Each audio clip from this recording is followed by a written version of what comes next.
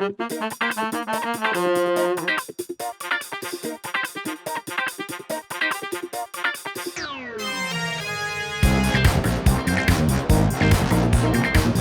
you, Billy Ray Cyrus, for your rendition of our theme, and welcome to episode 20 of the Champagne Comedy Podcast, where we talk about the best Australian comedy show from the 90s ever made, The Late Show, and other deep generation comedy tidbits.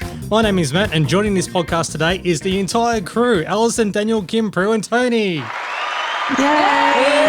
Yay! We made it.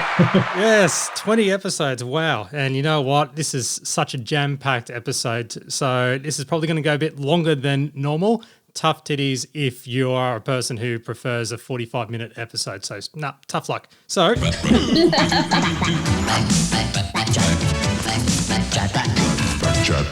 All right, and we're going to go straight into our competition, our Late Show Quote competition, and we've finally have decided on a winner. So here's all the entries. I'm going to play it all, and then I will announce the winner straight after. So here we go. I made love to her like a tiger, like a tiger, like a tiger. Ladies and gentlemen, do you believe in mental telepathy? No, I hear you think. Good day from Dominic. How are you? No, miss, mister.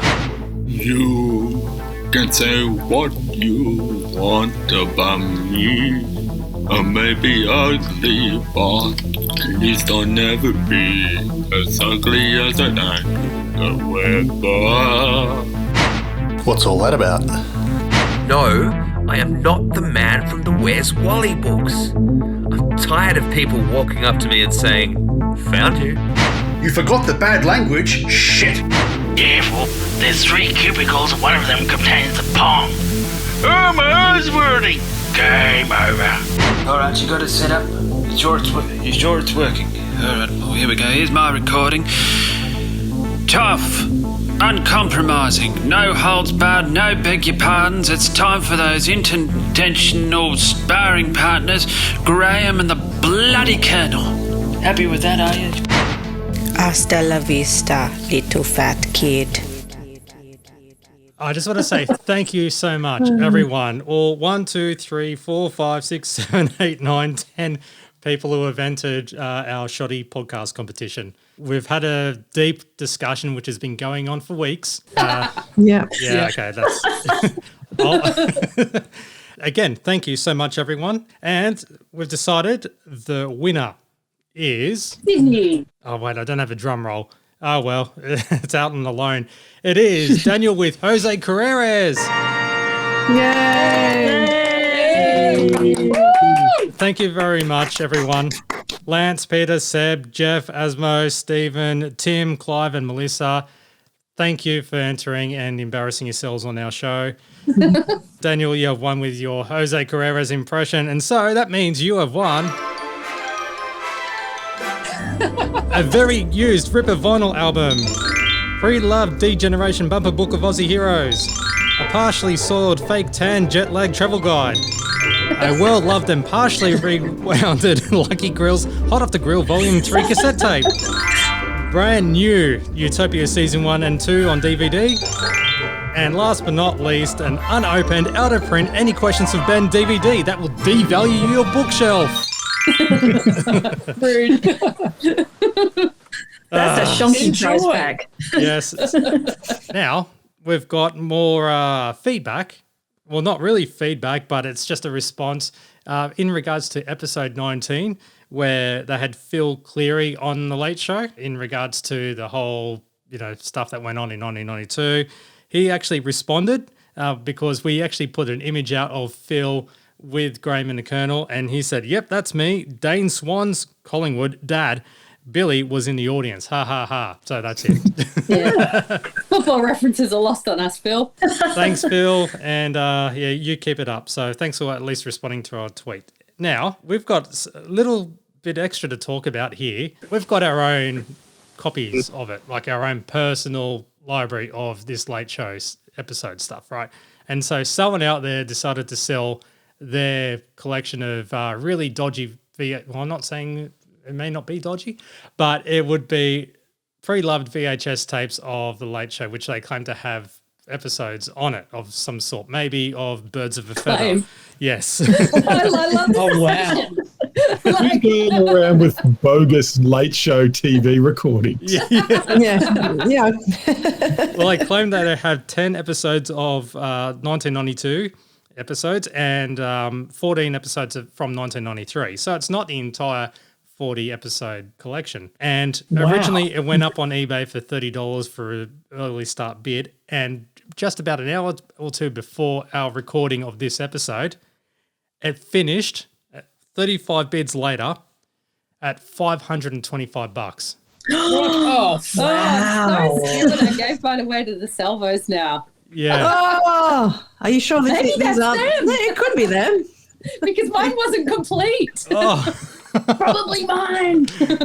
Well, I was watching it. I've put the clip on Twitter already, and at 17 seconds to go, it was sitting at $450, and then it jumped up to $525. Yeah. So, People buy weird things in lockdown. I bought a starry light projector.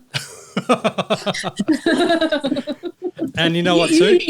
You don't suppose that gargantuan amount might have had anything to do with this podcast? Indirectly. They did reach out and to mention something about it, and then it popped up on Twitter just to have a joke at it, as well as on Facebook. But I think the push on our fan page on Facebook kind of pushed it over the edge a little bit. Yeah, I wouldn't mind some commission, mate. So I know who you are. I know. We could easily spread the love around a little bit. But Well, I certainly hope they're happy with their purchase, whoever's gotten it for $525, did you say? $525 Australian, yeah. Wow. Including $18.75 postage that they have to pay for. That's pretty good for postage. Yeah. You know, I should have bought it because I had $5 off any item on eBay that eBay were offering. We're not part of that whatsoever, 100%. Another thing as well, and our Twitter's gone nuts, so thank you everyone, all the new followers of our Twitter account at TLS Champagne, because Jane Kennedy tweeted out something saying there was something in the news, and she wrote, "Times like this, I wish we were still doing the Late Show," and tagged us in it. So it was actually in regards to the South Australian Medical Chief Officer Nicola Spurrier. Oh, yes. Yeah, and it was. I've got to grab that. Don't touch the ball. I'm in Adelaide and I'm definitely not touching any balls right now. Yeah. Were you touching balls previously, though? Oh, all the time, yeah. All the time. Whose balls? Well, here's the grab. We're looking at the seating at the moment, and of course we're looking at the ball, because sometimes the ball, not that I've been to many football games, I have noticed occasionally it does get kicked into the crowd, and we are working through the details of what that will mean. If you are at Adelaide Oval and the ball comes towards you, my advice to you is to duck and just do not touch that ball. So if there's more news stuff or grabs like that could encourage Jane to get back with the Late Show, get that up, and please, by all means, next year, 2022 is 30-year anniversary. We want a reunion. No pressure. Yes, please. Yep. Yep. Hello to all the new followers because of Jane tagging us in it. So, and hi, Jane. We have one more, and this is from Stephen. Actually, this is Stephen, who has been on the Champagne Comedy Podcast before. He mentions that in regards to episode 19, where Mick and Tony went to the TV museum. That was last episode, yes. wasn't it? Yes, it was. Studio City. Now, and I played it for reference only, for review and critiquing purposes, a snippet of the arcade theme. Now, Stephen just wants to point out that Andrew Mercado had actually done a rendition of it on Tony Martin's old radio show, Get This, from back in the day. We're all walking through an arcade. Got a lot more power than I did. But Steve challenged me to sync it up with the actual arcade theme. Maybe you and I, we're all walking through an arcade. It's a pretty cool thing, but what the hell was the show? It was set in a shopping centre. So it was like a drama or a sitcom? A soapy from memory. Oh, wow. Other than that, we'll get straight into Daniel G and his program guide if it's ready to go. Back in July, they had a front page story under the headline Sensitive Degeneration. And this time around, the headline is Generation Retrospective. Although both front cover stories have the team in these, it's sort of like a moody sort of a group shot. I don't know whether it was the darkness of the microfilm, but yeah, it was sort of very dark and moody. Just to sort of show you how far The Late Show has come in 20 episodes, these are the opening paragraphs. It has been the sleeper hit of the year. Tucked away on Saturday nights, the D-Generation's The Late Show has revitalised that swamp of a television time slot and spiced up a local TV comedy scene that for 2 years had been dominated by Fast Forward. A new audience has been introduced to the D-Generation's acerbic humour, for which the past 4 years had been accessible only to those who listened to them on 3MM's breakfast radio. The D-Generation have been liberated from the restrictions of radio and are once again savouring the freedom of ABC TV. Free of the restrictions of advertisements and the sensitivities of advertisers, the D-Generation also have the extra adrenaline of performing The Late Show live. In only 5 months, their show has won a reputation of producing the sharpest, most irreverent comedy on television. Since its debut on the 18th of July with a rating of 11, The Late Show has climbed to last week's best of 15. These figures are not particularly high by commercial TV standards, but word of mouth has made this show one that a lot of people, including those in other networks, are talking about. The Late Show now has the mantle of fresh, topical humour previously worn by Seven's Fast Forward team, who in turn had won it from 10's The Comedy Company. So very, very high praise indeed from Raymond Gill, who writes this article. Then later on in the article, we hear from the team about some of their writing. Rob Sitch says, when we do something about Bill Kelty, it's not some joke about the wages accord, but Bill Kelty's hair. Tom Gleisner agrees.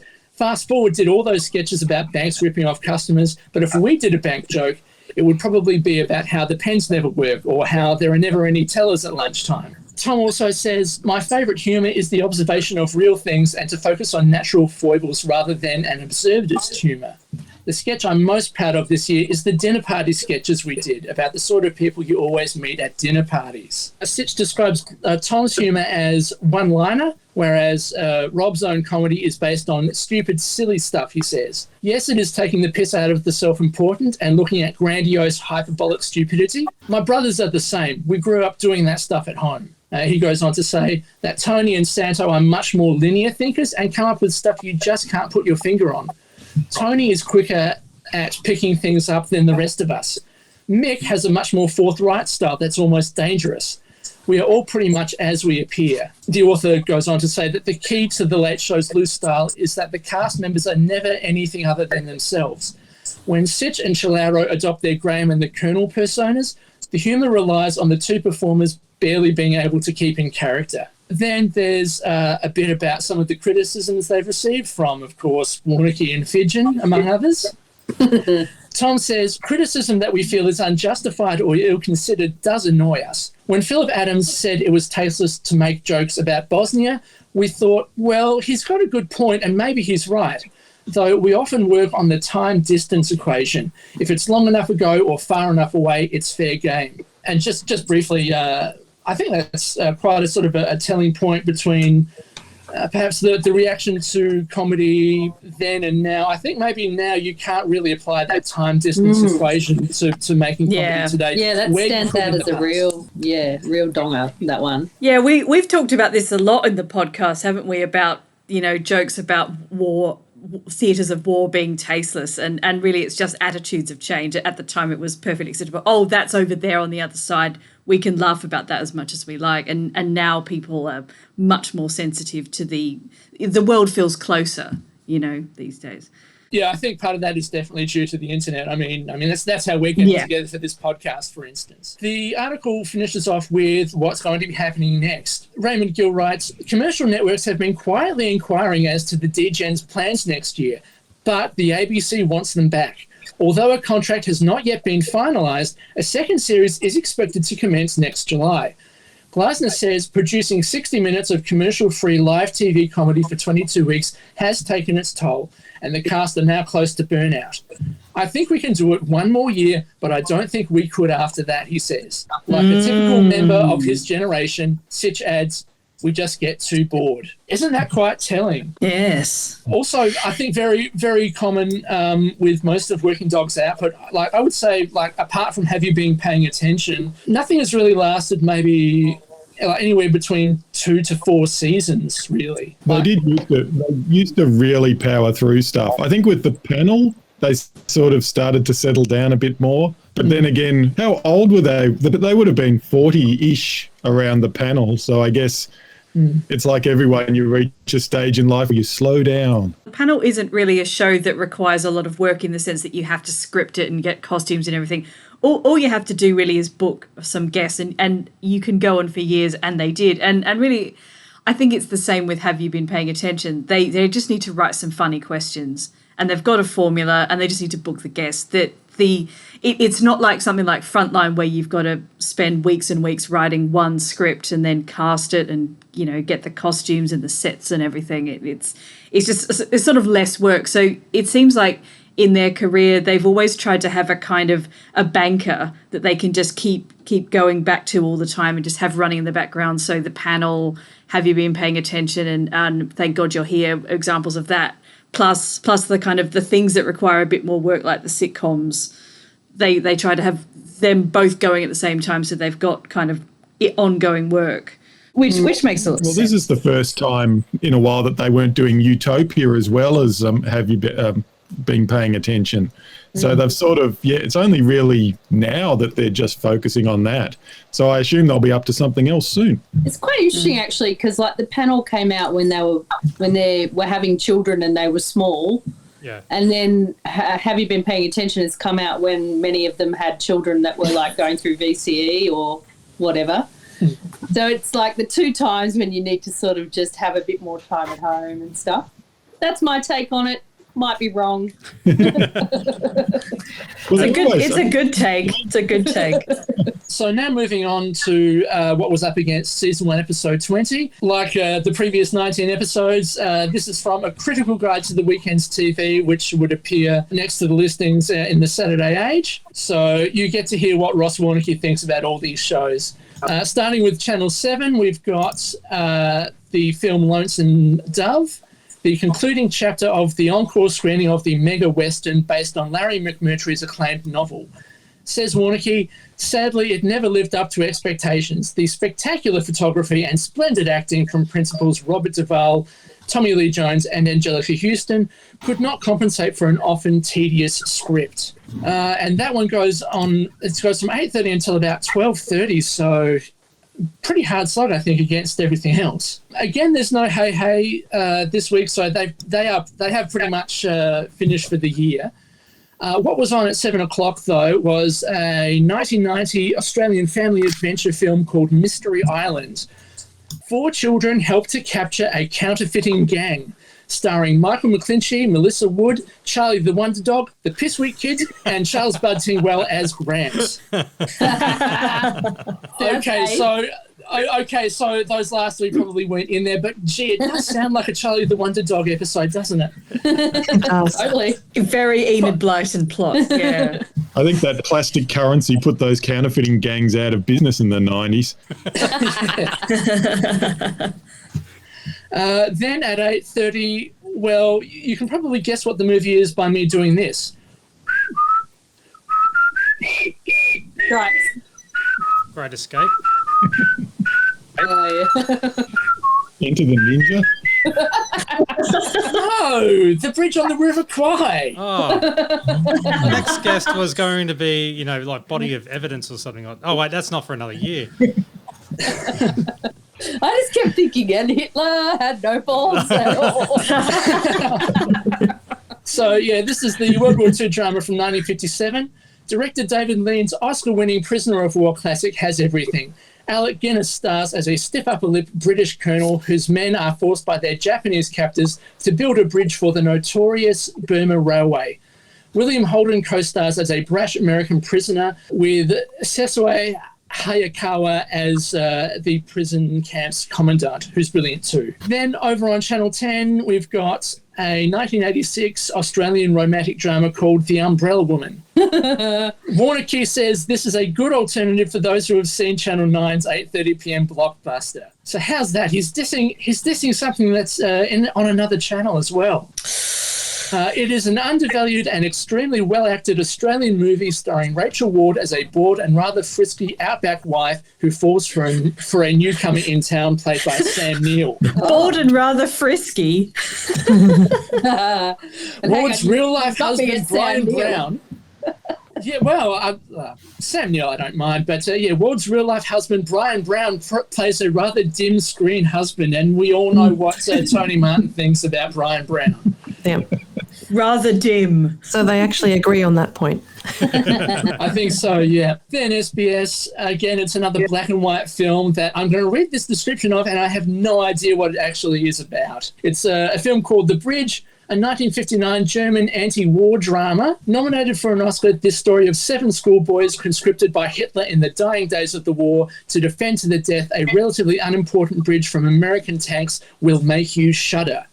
Starring Fritz Wepper and Franz Blaubrecht. That's quite a famous film, isn't it? Isn't there an amazing scene where the truck with the loaded ammunition is sort of trying to get across this bridge? It's a really cool bit of film, I think. Give us a call. Call now. Tell us about old movies. What was the last time you blew up a bridge? Call us All right, and last of all, on the ABC, the lead-in again was the British comedy series Bread. For the listing for The Late Show, Warnocky put final edition for 1992 of the Melbourne-produced live comedy sketch show. Again, he was holding back there. Yep, no lies there. Bit of copy-paste, I think. Oh, well, he did type in final edition for 1992, so Yeah, that's right. he gets paid big bucks for those 4 words. Then at 11 o'clock, Order in the House, and at midnight, an ACD special on Rage. Oh, yes. All right. Order in the House. They're mixing it up. Well, it's question time. Now it's Order in the House. All right, so let's get on with it. Cool, no problem. All right, well, thank you very much for that, Daniel. And now here we go with Season 1, Episode 20 of The Late Show, broadcast Saturday, December 12th, 1992. And we have the opening where we've got a family caravan sitting in a park kind of near a cliffside type area. Family's looking beautiful and doing their own thing until the caravan falls off the cliff. And explodes. Yep. Yes. And it's a rather spectacular fall of the caravan. It's like a slow motion fall of the caravan, and then you see the explosion from many different angles. Like they were really prepared for this big thing. Oh, But the whole thing is let down by the fact that you can see these sort of weird tram tracks that the caravan's sitting on as it sort of rolls off into the cliff. And you just think, this is so elaborate, and it's failing. Like, is this the last Beatles a prick that they ever did? Like, did they leave it lie in 1992? Because I don't know if I like it. I think it is the last one out of the series of Beatles a prick sketches, but I think it might have also been maybe they were just trying to use up the last of the budget on this spectacular explosion. Yeah.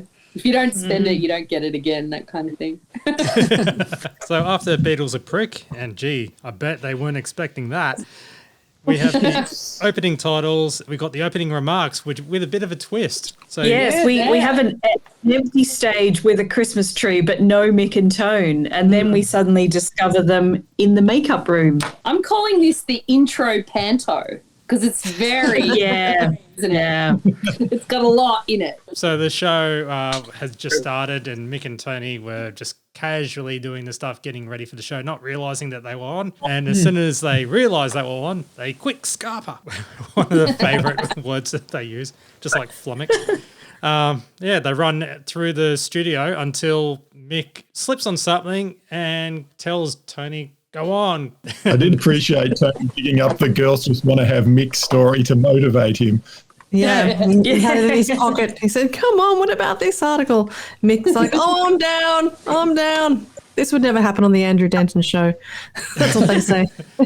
I really like that you see the route up from the backstage area where the makeup room is to up into the studio itself. And you see, you see how the audience is configured, and I think that's the only time you actually see that. So that's quite a nerdy little bit. You're a good man, Mick. You know what? Hey, Tone, one more thing. What? Make them laugh. I'll try. That is so great. I also love the Commonwealth edition lino that's on the walls. It's just such a government institution. That Elswick studio. Yeah, I think the bit I like is the small talk, which you don't quite notice under the applause with Mick telling Tony, "I've done the same joke twice. You just changed the names." So after Tony makes his way to the stage, then he claims that, no, he is not the man from the Where's Wally books routine, which, I don't know, someone else sounded exactly like that.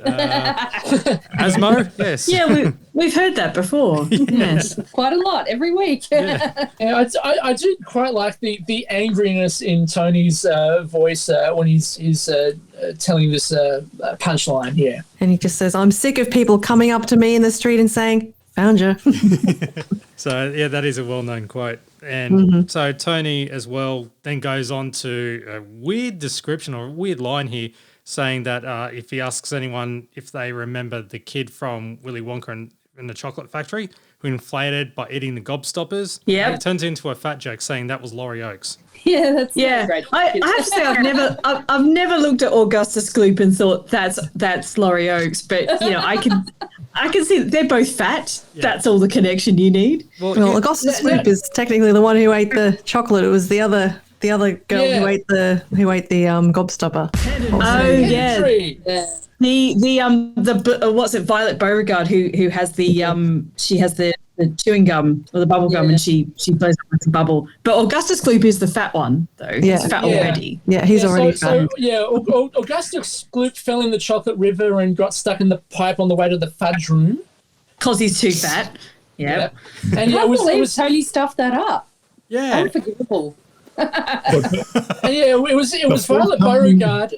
She chewed on a 3-course meal chewing gum and turned into a blueberry and sort of inflated up and all that. Then it was Veruca Salt who disappears down a garbage chute after climbing a machine which judges her whether she's a good egg or a bad egg and decides she's a bad egg and drops her. And then last of all, Mike TV who got miniaturized. Yeah, and he had to be stretched later. So Tony goes on about the cricket, which is a bit odd. Because, he loves his cricket, doesn't he? But he explains that he hates cricket on Channel 9, but he also does an impression of Max Walker. He's got the mind of a steel trap, Max Walker. I saw him on the football, on the VFL, AFL now it is, grand final broadcast last year, and he said this. Somebody said to him, "Grand final, Max, what do you reckon?" He went, "Geez, well, I tell you what, the grand final, it's a big day for football." Well, thanks for that, Max. Check's in the mail. Thanks very much. Nicely done. I'm sceptical that Tony Martin ever watched the football because he didn't watch the cricket. He didn't watch the football. What's going on here? It's like he's trying out a new set. Like it's like a tryout. Tony Martin. Yeah. He's doing. It's a series of one-liners. This routine, isn't it? And possibly some of the jokes are mixed, and which of course I think is why he suddenly hits the red button, as it were, with the next bit of this routine. Well, I was going to say with the Max thing, it did remind me of Tony as well doing a Max Walker impression 2 years later on Martin Malloy. No, wait, make that 3 years. And mate, I tell you what, I remember back in '73, the first time I saw a pack of 3-pack of CDs. 3-pack, I had that 3-pack in my hand as I came steaming in from the Randwick end. I was in the subcontinent, I had the big red cherry, and all I could think about was the 3-pack of CDs. I tell you what. I love that. It's like they're having a little competition with themselves. Like, who can sound more like Max? Well, that was the episode where Max Walker actually came on the show to promote his book in board games. Alligators. So they had 3 Max Walkers in the studio. What's the difference? Well, on I believe it will be the Brown album towards the end where that kid was singing Martin Malloy to Advance Australia Fair. Oh, yeah. Martin Malloy, what are you thinking, fellas? It was right at the very end. On that Martin Malloy. Yeah, that was actually a caller trying to do a Max Walker impression. And It would have been a lot better if he'd started with "I tell you what." I tell you what. Tall tales and anecdotes. I think Tony has unlocked the key to a good Max Walker impression in that you have to start with "Geez, well, I tell you what." The thing that made me think the setup was a bit dubious was, didn't he say he was watching the AFL on Grand Final day? And isn't that notoriously the day Tony Martin goes to the cinemas? Because as you mentioned, Alison, Tone didn't feel right without Mick, so he calls upon the emergency sidekick, Philip Brady. Yeah, what a show we've got tonight, folks. We've got the Commercial Crime Stoppers Awards for you. We have the Countdown Classics to look forward to. There's Graham and the Colonel. The Oldies finale. Bobby Frente. And That's the one! What's that? That's the one! Oh, my God. Officer, it's him, Philbo. Phil Brady, he left this lying menacingly in the hallway. Didn't you, Philbo? Oh, Mick. I told Graham Kennedy warned me about this. He said you'd do it and you get your mate on telly. All right, Mick, What'd I you confess. do it for? What'd you do it It's for, true. Philbo? I confess, it's true, Mick, it's true. But it wouldn't have happened if it wasn't for those meddling kids. It wouldn't have happened. Can't believe it. Thanks. Take it Philbo. Coming from the ceiling and doing his routine. He'd been waiting there for 22 weeks. He'd been waiting there. He was up there with that woman who was in Countdown with the blonde hair. You know, he's also hanging around up there. The lighting catwalk. But yeah, because Mick accused Phil of leaving a banana in the hallway. That's how he slipped. I like the way he was up there for 22 weeks, which is 2 weeks longer than the series actually ran. So he was up there for rehearsals as well. Like, hang on, bit of pedantry. Here's a bit of pedantry here. Pedantry. Yeah. First time. Yeah, they did have 2 weeks off where they had best of specials. Oh. So 20 original episodes in the space of 22 weeks. What did I do in those 2 weeks? It makes me think that we were all bereft while we were waiting for it to come back. I think you were watching the best of special, surely. Yeah. So I remember I hadn't watched some of the early episodes, so seeing these best ofs, I actually saw some footage that I hadn't seen before, so I was really excited, and I had them on tape. Maybe I'll put them on eBay someday. No, wait. Yeah, I thought the best ofs, but I thought they were over summer, but they must have repeated some. Now it's time for the news desk with Tommy G, and straight off to the bullet points with Boris Yeltsin trying out Russia's new long-distance phone system. And it just shows that Boris is on the phone to someone who's just down in front of him a row away. Eye tests to be made compulsory for all train drivers. Now, because they show a shot of a train hanging off the edge of a bridge. That's in Melbourne. It's in, I think, Richmond. I want to say Victoria Street, but I'm pretty sure that's wrong. But yeah, it was a notorious sort of spot where they park trains overnight, and someone got on the train and decided to give it a go, and nearly backed it over onto the road. Hang on, somebody took a train out for a joyride? No, I think, and this is me being careful because I'm a trained nerd. But I think it was like, let's talk about that. We need to taking a Pelham 1, 2, 3 as your theme now, Tony. Music, and that's as far as it goes. No, I think it was like an official Metro or whoever it was back then, train driver, who just got in and bunged it in reverse or something. I don't think it was an attempted train theft, though it might have been. It was Mick with his shit scared hat on. Come on, everybody, get happy. I reckon amongst our listeners there will be at least one person who's a train nerd who will know the answer to this. So write in and tell us what the deal was. Yeah, it was an actual biggish deal. Well, for train nerds it was. So yeah, someone much more than I do. Now with Steve Waugh bowling his last full toss, and they show a body of quote Waugh unquote with a stump lodged in his back. So a cricket joke. Yep. And Prince Charles wastes no time searching for a new wife, with Charles chatting up old ladies. To be fair, he did end up marrying an old lady. Well, someone his own age anyway. So now the news in detail, and American Marines arrive in Somalia as part of Restore Hope, and they arrive by seacraft with one casually looking sick which this is more or less, green. it was a lot, very visual. Just he's describing each little out of context news clip, really.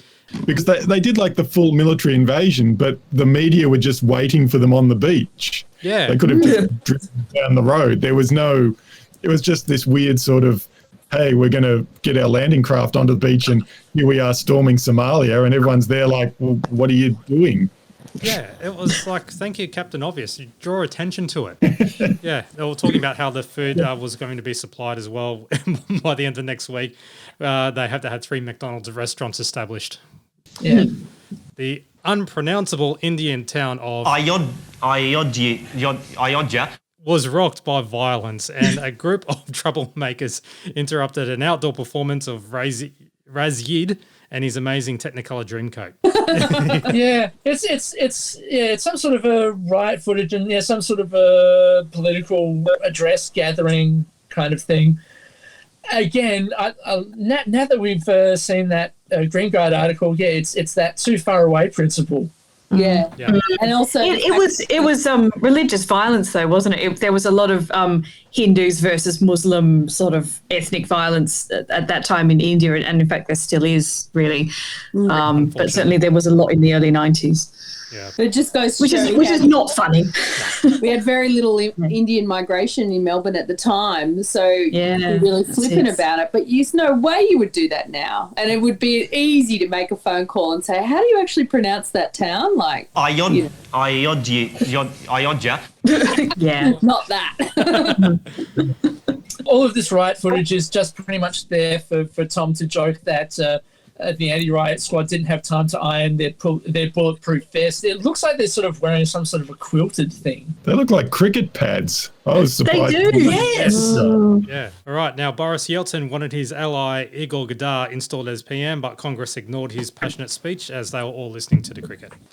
Now, Political Man of the Year for services to Australian comedy and the Late Show News Desk Award goes to Victorian Premier Jeff Kennett. And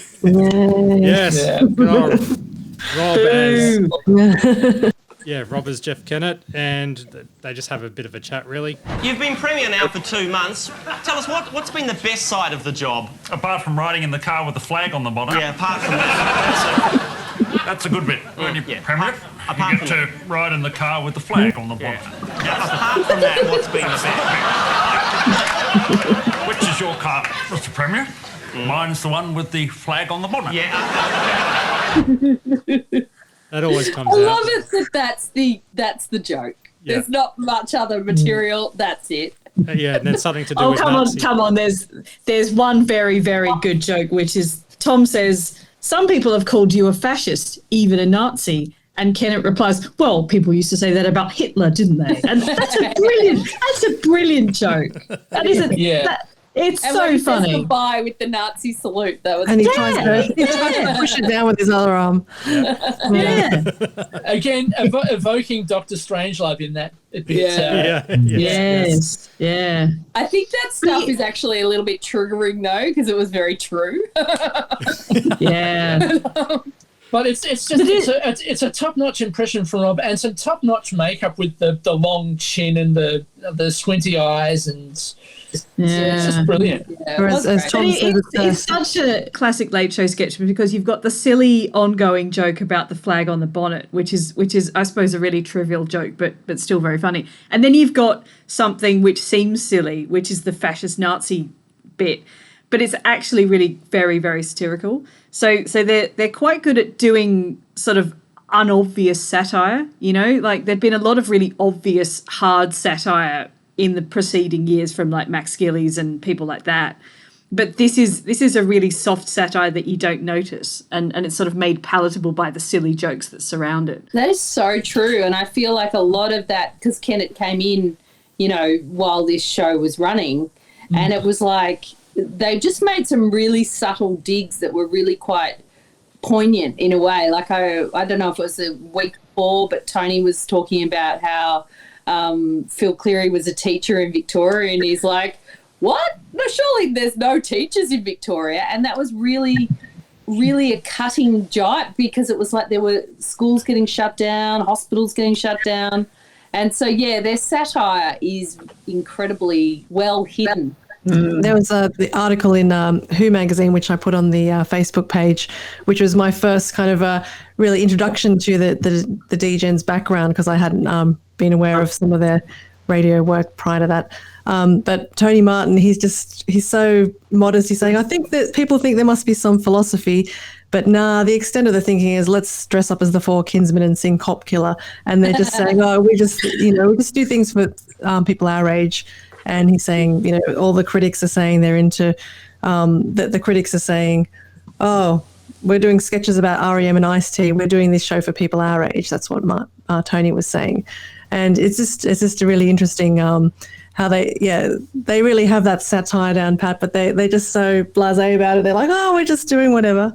But they are very clever, very, very clever. But it is, I think why he stresses that in articles at the time is that there was this generational shift in ABC comedy from that sort of more intellectual, hard satire of Gillies and the Dingo Principle and stuff like that, into something that's more youthy and is about what's happening on the live scene, in Melbourne in particular. So you've got the Big Gig and the Late Show, big examples of that sort of younger attitude.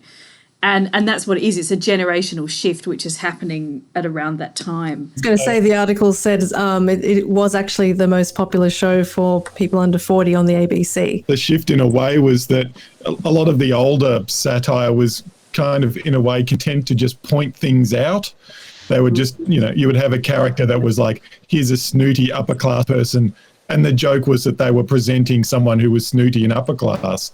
Whereas with The Late Show, they always made sure there was a joke. It wasn't just, here's Jeff Kennett and he's a Nazi. It's like, here's Jeff Kennett and he's obsessed with a car with a flag on the bonnet. Isn't that silly? Oh, and by the way, he's kind of a Nazi. I wonder if that sort of hiding the satire in the in the spoonful of sugar kind of thing is because of us. Were we rejecting the older school of satire? Like we were like, oh, they're daggy, don't want to watch the Three Men and the Baby Grand or whatever it was. Baby Grand. Like, we weren't watching that shit. That was daggy, but like.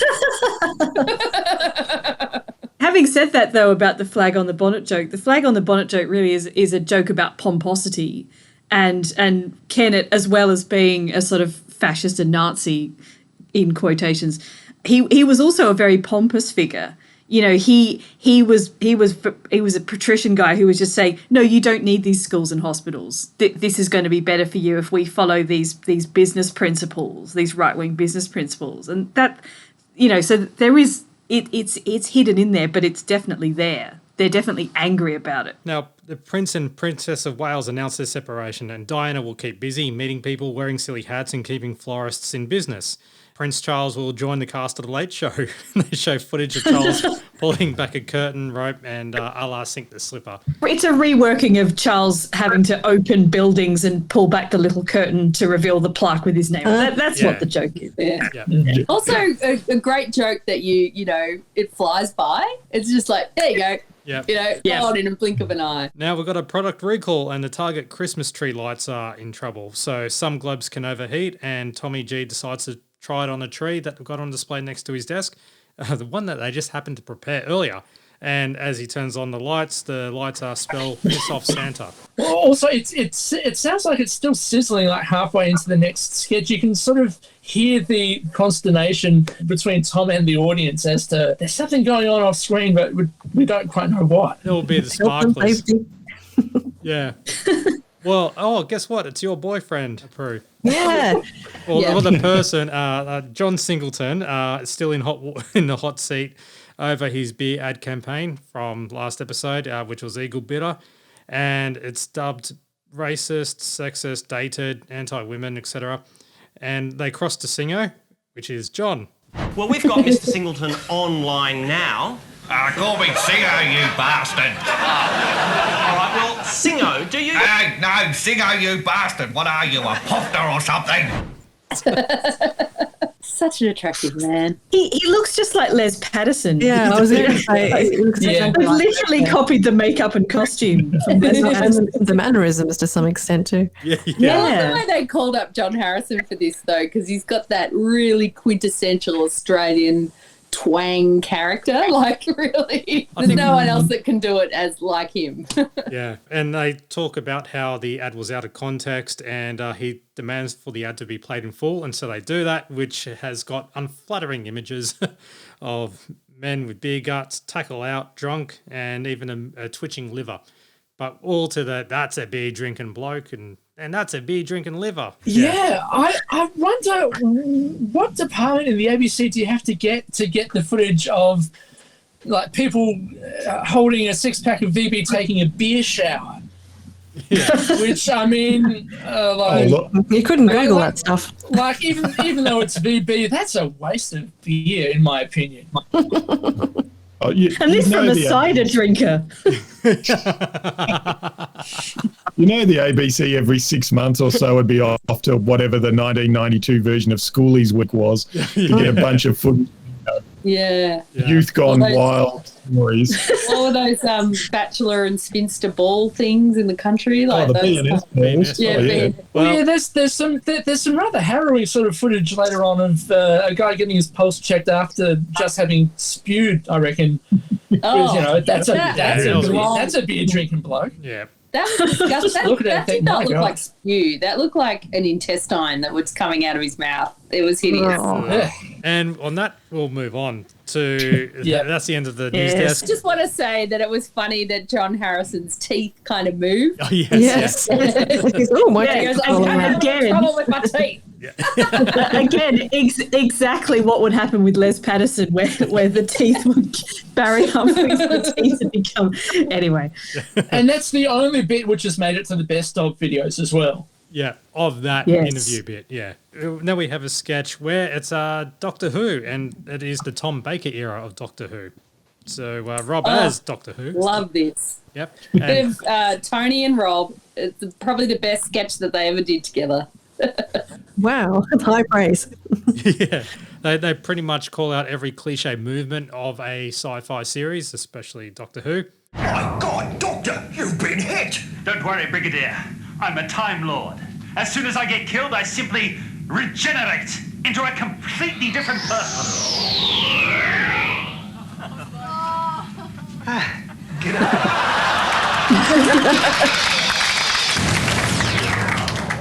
Good old Peter Russell Clark. It was a really great impression by Rob, though, actually. He had some real nuances of the Tom Baker, like just the way he held himself. Does anyone know what I mean? Like, am I being too much a Doctor Who nerd in this moment? The Tom Baker era was like 10 years in the past at this point. So he'd done well to hang on to the memories. Well, Rob gets his impression skills from Rocky the Pine King. Yes. Did Rocky the Pine King references. Did Rocky the Pine King ever do a Doctor Who? Because, that would have been. Peter Russell Clark, I saw him on an ad on TV yesterday promoting fry pans. That's what he does now. Oh, yeah. Wow. Yeah. He's very less mobile and sprightly as he was, but he's still there promoting stuff, and he was Still alive. Amazing. Referenced as the original kind of TV chef. Come and get it. And where's the cheese? Yeah. That's it. Did he say where's the cheese? No, he didn't say For that. our generation, don't you think? Like, very much loved. Like, as much loved as Inspector Gadget or the Goodies or Monkey Magic. There's Peter Russell Clark. Yeah. Like, he's a legend. Have you seen the blooper reel? Oh, yeah. I think I think it's part of the actual curriculum of anything to do with Australia. Part of the citizenship kind of questions that you have to answer. It should be on the citizenship test. Yeah. It ends off going into a whole Tony tangent, I guess, because it's Doctor Who piss take of Wuthering Heights and the singing in the rain routine as well, all with Daleks. You could really tell it was a Tony Martin sketch once, you've got this extended singing in the rain bit, which is great, but like there's no laughs. Everyone just watching a Dalek roam around in the rain. I suppose once you've bothered to build a Dalek, you kind of have to use it a bit more than in that Doctor Who piss take sketch. Yeah. Well, see, this is the thing. Do you think that the ABC actually made those Daleks from scratch, or do you think they had to contact a few nerds who might have made their own? I reckon they would have had it as a prop somewhere because it would be, say at ABC Studios or whatever, when they do the open house type thing, they got to have something as a representation of Doctor Who. Because I know when you go to Ultimo or whatever, they do have the telephone booth, the TARDIS. Sorry, TARDIS. Yeah. They still have that. We're really showing our lack of Doctor Who knowledge here. The one thing that I do know about Doctor Who, though, is that the creator of the Daleks, Terry Nation, he managed to retain copyright of the Daleks. And so when they use the Daleks in new Doctor Who, they have to credit Terry Nation as the creator of the Daleks. I don't think Terry Nation would approve of the use of the Daleks being stuck and having to be taken apart by a big Polynesian man. Foot off the pedal wheel to the right, you're spoiling it for everyone. So, next segment. Shirty, the slightly aggressive bear. Or is it? Though they did have Rob and Jace answer some fan mail on stage, explaining the history of Shirty, really. And Shirty was originally Percy from the ABC series Adventure Island. This is where the teaser came in. Ho, ho, ho, ho, it's far away we go to a land that's far across the sea. Hey, hey, hey, hey, for a little while we'll stay and be home in time for tea. Set sail, set sail. And that goes on for another 25, 30 seconds. So that was the theme I for... think you could say minutes. Yeah. So Adventure Island, and here's some pedantry for you. Pedantry. Adventure Island was created by Godfrey Phillip and John Michael Housen, the star of Houseboat Horror. Wow. So, yeah. That's the best fact I've learnt this whole series. The footage of Percy, the original Shirty, being aggressive sort of blew my mind, and I couldn't figure out if they'd recreated the footage or if it was real. I'd say it was one of those camera trickery things, kind of like when they walked into Jace's dressing studio room type thing, and it was just the way it was cut, kind of like when they do Russell Coit, where they do the shaky camera. And so with Shirty or Percy, if you watch when it does that transition type thing, it's like a quick little blur or fuzziness type thing, and then it goes into Shirty beating up a cast member. Because it's really quite well done, because the first bit that they show you is kind of like, oh yeah, okay, maybe that was the thing at the time. And but then the second one, where the girl really sort of cops it a few times around the head, you go, nah. I'm not sure that... What children's television were you watching where brutal violence was just part of the thing at the time? They're just going on about how Shirty won't be back next year. We didn't have him on a long-term contract, and Shirty the aggressive bear is gone. Yep. He's going to do his own cop show, Robbie. I can keep going. I know you can. A very visual bit, Matt. Yeah, I know, but I just like the sound of it. But the cop show he's off to do is, in fact, Phoenix, the ABC cop drama, which is a brilliant drama, well worth getting on DVD if you can find a copy. Well, that's good to hear, because I saw that bit that they had and I was like, ooh, Phoenix looks good. But I have just come off Phoenix is great. Binge, so...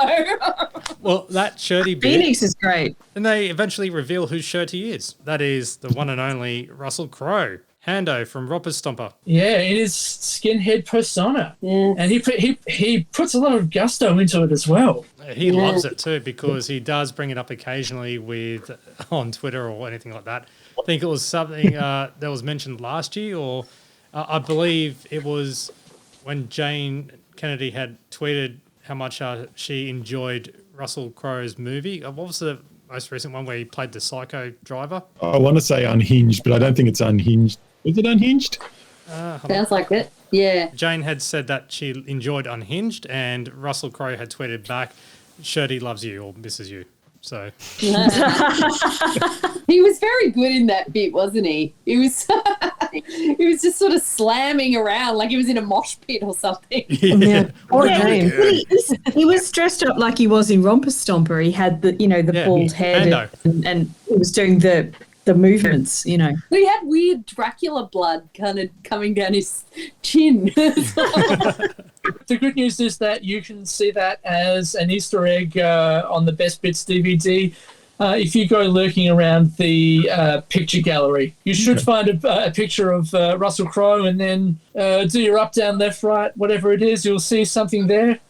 Hit enter and it's right there. All right, it's time for...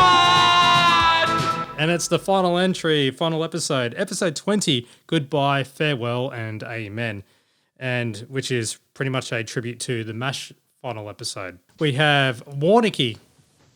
Yes, it's the guy who plays Warnicky. Passes a letter to the platform shoes mud digger. I can't remember what his name was or anything. Oh, he was in the credits. I should have noted that. Damn it. It's always the afterthought. Anyway, it's from the ABC, the letter, and saying that the olden days has been axed. And while platform shoes, that's all I've written down here. Terry Frugal, I think. I think it was Terry Frugal. Sorry to correct. Anyway, so he's relieved, but there's a catch. And in future, you will be required to provide... what? Your own voices? Oh no, the man's mad. That'll never work. The snippet of the real voice, again, makes me want to watch Rush. Oh, yeah. Yeah, the British accent. The British accent, right? They all must have had British accents because they would have been recent migrants from the UK, a lot of the characters. So it'd be an accent feast. Terry Frugal, quote unquote, he actually appears in Bargearse. I mean, not Bargearse, Bluey. So if you want to see him in full colour and with his actual voice, he plays, I think, a criminal or something like that in one of the episodes of Bluey. It all links. It does. So, meanwhile, Warnicky is, wondering what he's going to do. Yeah, he's joining chances. Which it's a great joke, yeah, considering he's just about to strip off when he says that line. Well, here's another pedantry thing here, right? Pedantry.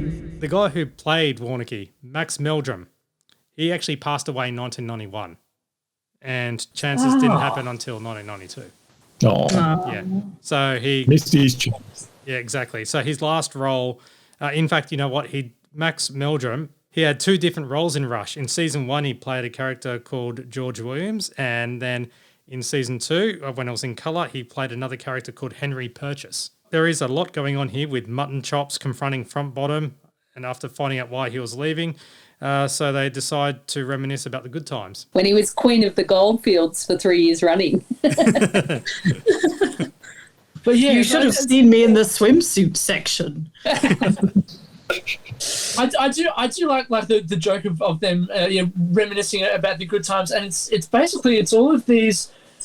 It's obvious that they've stitched together all of these cutaway shots when the other character's been talking, so it just makes it look like they can't think of anything. It's a brilliant editing gag. And Alden and Front Bottom reminisce over the good times, such as the names that he was called behind his back, Governor Clenchybot. I love that one. One of my favourites is they say, I quite like the simplicity of the twit, which is a lovely one. And then, again, sticking the boot into Front Bottom, the one that Alden came up with, Chick Little Dick, but apparently he had inside information.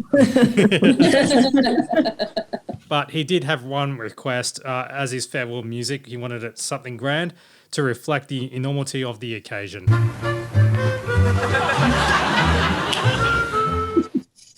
Spanish Flea. Spanish Flea. Yeah. But the thing is, when he's walking down these steps towards the horse in his extremely tight trousers that show quite a lot, shall we say, he's walking in time to Spanish Flea. The way he walks down. Yeah. As he rides off into the distance, the mud diggers just cheer on and saying, "Yay, Governor Clenchybot's gone." Thus brings a fitting end to the series, really. Then it goes to Mick and Tony on stage. As they try to talk, their voices have been overdubbed in real time. I was really into this bit. First of all, John Waters and Brendan Lunny come out looking pretty hot. They look pretty good. In the costumes. Yep. There's a couple of horn bags coming out. But also, I was thrown by the fact that Brendan Lunny came out because I thought that he kind of hated the whole piss take of him. I reckon that they would have paid him something handsomely. I did try to email him a while ago for this podcast and I didn't get a response. It could be one of those things where his views changed back and forth over the years where, you know, it was fun at the time and then a few years later he got sick of it and that sort of thing. Yeah. I suppose, sort of at the time, originally it would have thought, oh, what's this? I don't like this very much. And then the show gets really popular. It's like, yeah, okay, I'll go with this. And then, like, I guess a few years down the line, people like us are going up to him going, oh, tell us about Front Bottom, and all this. and like, he would just get people our age asking him about Governor Front Bottom. Yeah, with no reference to Rush. Yeah, exactly. All chances. What's good about this segment is that Brendan and John get to kick the shit out of Mick and Tony, and then step out and sort of take their place in the spotlight. Really, the only thing which sort of takes away from it, I think that part was pretty obviously pre-recorded. Oh, I don't know. Well, because like you see. Brendan and John and Tony and Mick all, Brendan and John get their flowers and all four of them take a bow. And then you also see the audience, but you don't ever see them both in the same shot together. Like, honestly, watch it back and sort of, you tell me if you think that actually happened on that Saturday night. I don't think it did. Maybe. Interesting theory. Well, it is. They did have lovely voices. I think that was the other thing about it, definitely. too. They had these beautiful voices, and you're thinking, God, they've been robbed of their own voice. You really want to watch Rush, don't you? Yeah, exactly. I do. Well, they got beautiful singing voices. We've got sunlight on the sand. We've got moonlight on the sea. We got mangoes and bananas. We can pick right off the tree. What is that from another episode of the old days? Yeah, that's from Bottom Singing South Pacific. That's right. We've got volleyball and ping pong and lots of dandy games. Dandy games. Well, what have we got? We ain't got dames. But honestly, ABC, stick it up on iView. You're making everybody sign up for to get an account to access it now, so you might as well give us something premium in return. Yeah. Well, I'll pay more than what is it? As Dan Illich has mentioned in a previous episode, that when we had him on as a guest, he mentioned that ABC nowadays is roughly 4 cents a day ish. I'm happy to boost it up. We'll make it bump it up to 8, like we used to. 1 million Bitcoin a day, or whatever you want to call it. Yeah. After that wrap up and farewell of the olden days, there's a program guide. This was actually a show. John Waters' Sheepdog Trials. So that was on at 11 p.m. after the late show. And then at 11:30, John Singleton's Beard Dog Trials. Yeah, I like John Harrison's come on, get those knickers off. Yeah. Now, Tony warns that if you're still watching, it could be worse. You could be watching keynotes. Yeah, they give keynotes a few kickings in this program, don't they? I used to watch keynotes, and essentially it was just a quiz hosted by Richard Wilkins about music. It was on Channel 9. And so obviously, it was a bit sort of Sailor of the Century type thing. They'd play a lot of clips, and you'd have to say what the song was based on the clips that you'd heard. Just to let you know, it had been going for about 2 weeks by this episode. And it had taken up the 7 o'clock weeknights position basically as a summer replacement for Sale. So Tony decides to introduce their new musical piss take, and that's with Frente Accidentally Was Released. Accidentally was released and came out in the shops quite by mistake. Now, guess what I got and done? Oh, what? What? I managed to track down a certain someone and give them a right of reply nearly 30 years later since that. Oh, wow. All right, so be prepared to sit for about 4 minutes and listen to the wonderful lead singer Angie Hart from Frente. She is absolutely adorable and is such a good sport. So she decides to actually have a chat about this music clip as well as a few other things. So please enjoy. How did your original music clip come about? The video clip for Accidentally Kelly Street was produced by Robbie Douglas Turner, I believe, and it was our second video ever. And our first one was for Ordinary Angels, which I think, you know, by the fluke of having never done one before, it came together quite beautifully. And then when we got to Accidentally Kelly Street, I guess that's when you kind of actually have to produce something, and we didn't know what we were doing. And I think that it showed in that video clip. So yeah, I think concept-wise it was a lot looser, and I think as far as a band, we performing, we had no idea how to do video clips. Now, you've watched the Late Show clip itself. Are you a fan of the D-Generation Late Show Working Dog people? Yes, I was. Yes, and am. Did you watch this when it originally went to air back in 1992? I'm not sure if I saw the moment. I'm not sure if I was watching the show the moment that it went on air, but I obviously would have become aware of it quite quickly after it aired. I may have been watching it that night. I do remember my heart sinking by the time I did see it. Well, were you and the band flattered at all by it, or did you were you a bit unsure about it? I don't know how everyone in the band felt about it. I was a lot younger than everyone else, and I was struggling pretty hard with our image at that time because we already... Kelly Street was being thrashed on the radio, and we were, I think right around that time, there was a title in an article in a music mag somewhere that labelled us as the most annoying band in Australia. Oh. And being in my late teens, early 20s at that time, it was pretty hard to take. So I personally was quite upset by the video when it came out. I think probably some other members of the band may have been, and I also think some members would have found it quite entertaining, depending on their age. Being lampooned by that national comedy show, did it feel like that it helped reach your celebrity status even higher, or did everything become the same when that all happened? It was all like quite out of control at that stage. Like we had the whole thing had skyrocketed, and so I can't tell, you know, what was what. It was, to me, it was moving very fast, and this was one of the things that happened during that time. I can see now that it was a great compliment and that it's awesome. But at the time, it just made me want to run and hide. Now, I sent you the clip of the DVD commentary of Mick. Yeah. Would you know if that was true at all about a certain band member's relationship falling apart due to that sketch? I'll have to go and ask members of the band if that's it had not come to my attention. So I'm trying to think of who that would be and who the partner would be, but not that I know of. That's cool. Or not that they were aware of. Yeah. When you've done your live performances, have people in the audience mentioned anything like that, like saying Accidentally was released, just highlighting the fact that they're aware of that lampooning?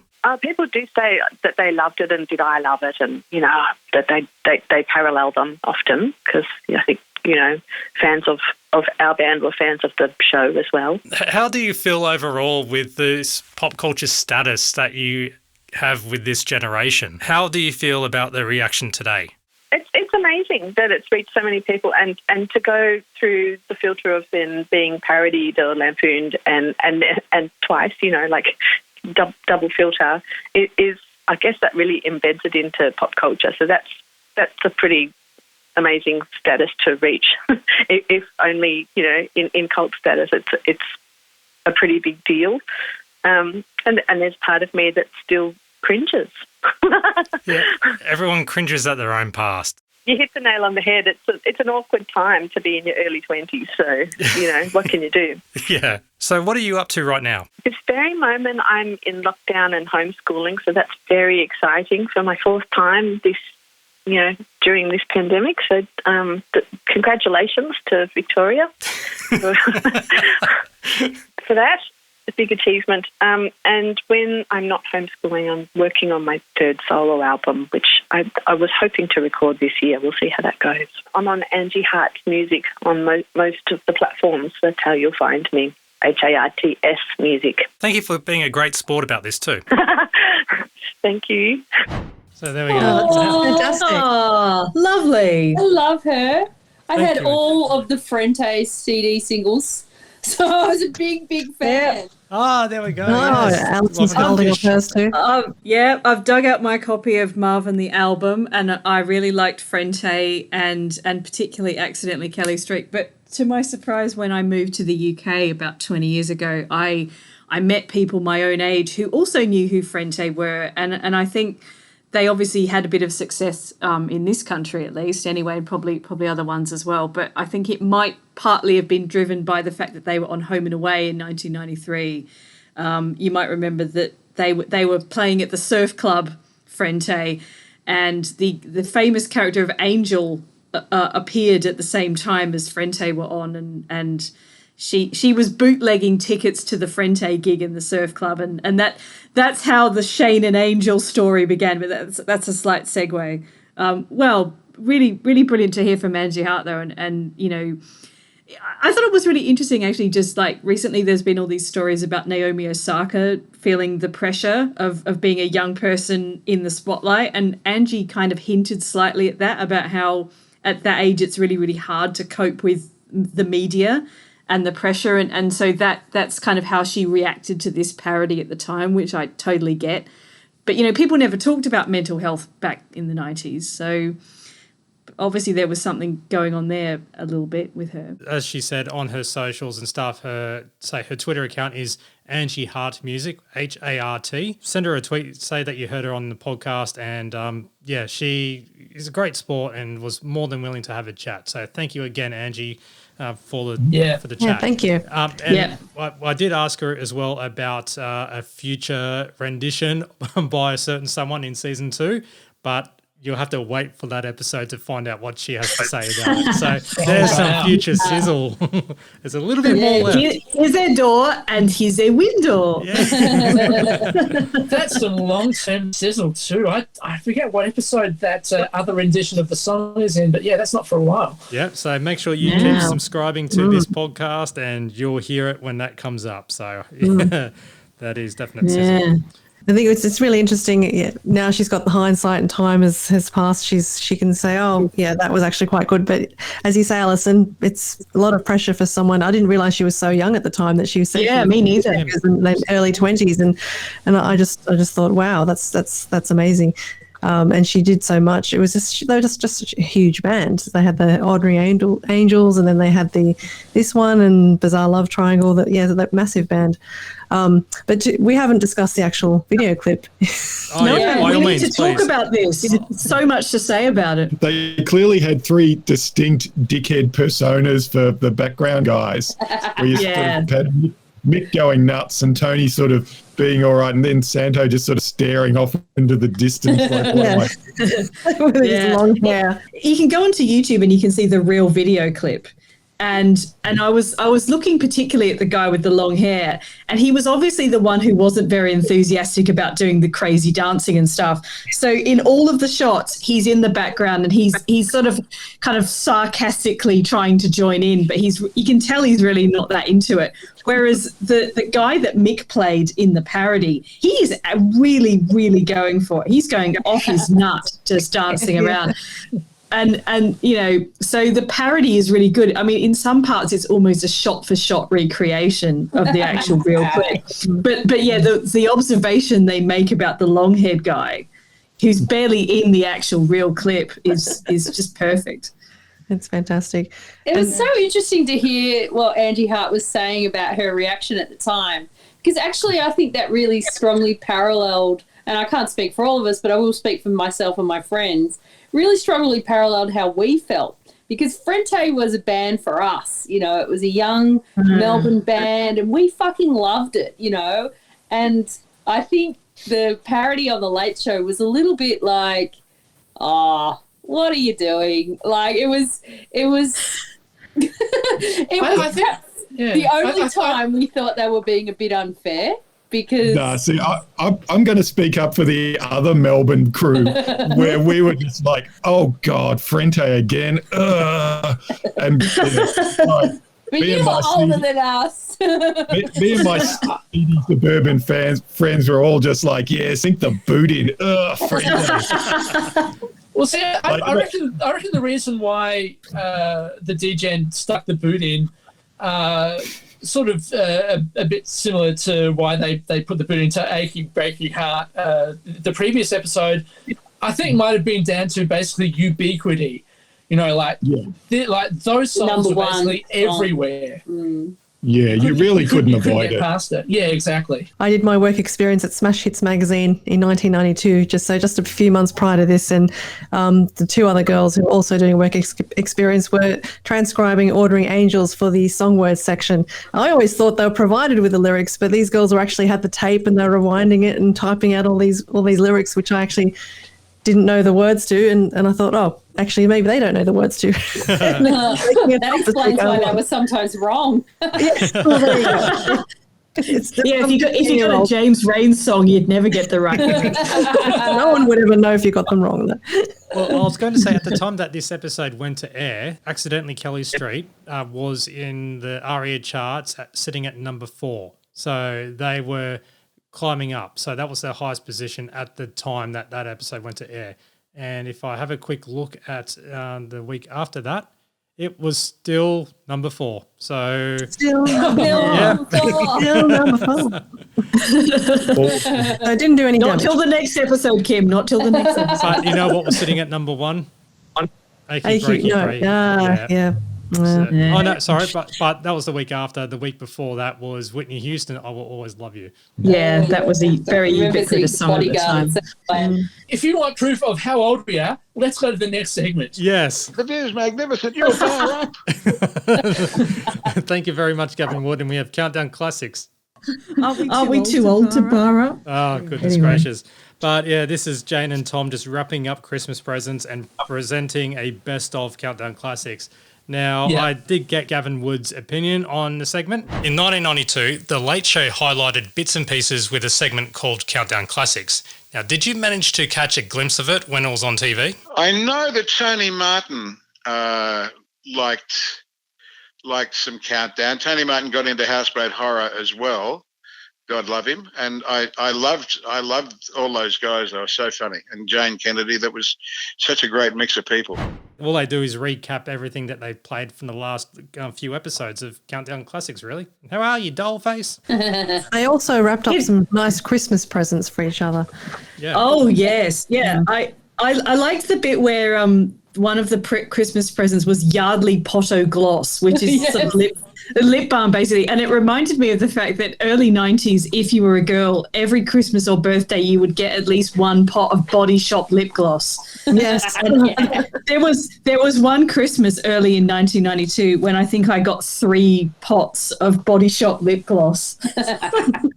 That particular Yardley Potter gloss was called Blue Boo. So is that what Jane was going on about with the blue? Yeah. Yeah, because all the ladies would wear the blue. And that's what you tweeted out. Yeah. Nice. Well done, Prue. Jane, this is for you. Oh, can I open it? Yeah, you'll never guess, but it's you, I promise. Oh, a shark's tooth necklace. So, what have you got for me? Oh, here you go, Tom. I hope you like it. It's a Starsky jacket, all right. No, this will never go out of fashion. This is fantastic. Jane, oh, look, I'm a bit excited. There is one other thing I really like to give you for Christmas. What, Tommy? A love bite. And then he really launches at her. See again, this contributed to my theory that Tom and Jane were an item, and we know that they weren't, but there are so many hints at this. Yeah. They really threw us off the scent, didn't they? It really did. Yeah, he couldn't get it at the Greyhound, so he waited to Countdown Classics. And weirdly, she wasn't like totally going, ugh. She actually kind of let him lunge in on her. Yeah. Again, putting us off the scent. Yes. It's time for Shit Scared. And wow, this is a big one, really. This is probably one of the most expensive stunts that they've done for this. Rob and Mick are tired from doing all the stunts because they were doing a lot of them all night for Brides of Christ 2. AKA Nuns and Buns. It sounds pretty dangerous. I'm scared. Just scared, Rob. Scared. Just scared. Don't say the other word. Paul Keating's asked us not to say abusive language. No, can't say shit. I know that. You said shit. Oh, you've been deep. Shit. Let's go. Classic. Have you noticed that Tony Martin is coming up behind them? Yes. It's this much of Tony, like an office partition covering the lower half of his body. All you can see is his eyes and his forehead. So the stunt is Rob being tied to buses by the arms and being pulled either side. Shenanigans galore with whiteboards and being on location doing wacky bits to buses. I like the Rob doing real maths on the whiteboard. That was pretty impressive. Yeah, that's Howard, is it real or is it just a bunch of mathematical it certainly gibberish? uses real bits and bobs that I remember from maths. Real maths, numbers and equations and shit. All I know is sin, cos and tan. That's it. Yeah. Or sine, cos and tan. Ugh. There was a few functions in there.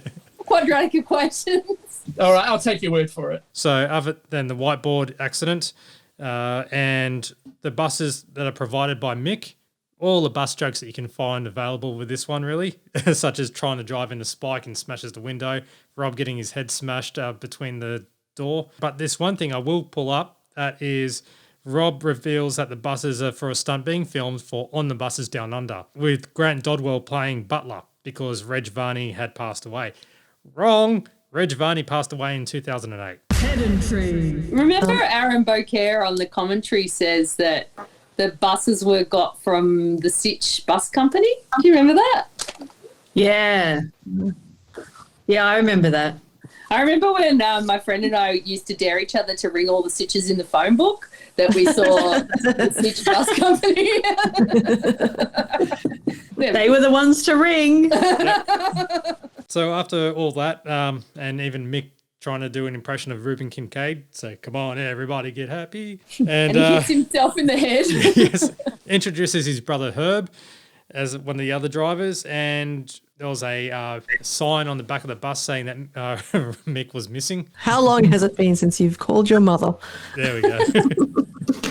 Eventually the stunt happens and Rob ends up being crushed by the buses. It's spectacular. Oh, the other line I like out of this is just before that punchline where Rob says, "I'm not afraid of rope burn. I'm afraid of having my arms ripped off." I also like the bit where Rob says, "Mick, I'm a great supporter of you." My favourite's just the visual bit with Mick and the tape measure. They're trying to measure how long he has to go. How far from that is... Great finale, two buses smashing into each other. Cool. Amazing. And now we're back to Prue's boyfriend. Yeah. Yeah. And what does he say? Cop a squiz at me latest. Cop a squeeze at me latest. Very well. I like also how he describes himself as a man of the 90s, which is a phrase that, you know, was very popular in the 90s. People talking about, well, you know, because this is the 90s, you know, and like it was some vastly different decade to any other. Well, I mean, it was, but you know what I mean. So Singer goes on about how he doesn't use sex to sell products, etc. So he doesn't make just beer ads, and then he goes into Cop a squeeze at me latest. and shows a Such a good ringtone. If someone could just sort that out for me. Cop a squeeze at me latest. There we go. Splice it, put it into your phone. Will do. And the other thing about the undies. Yes.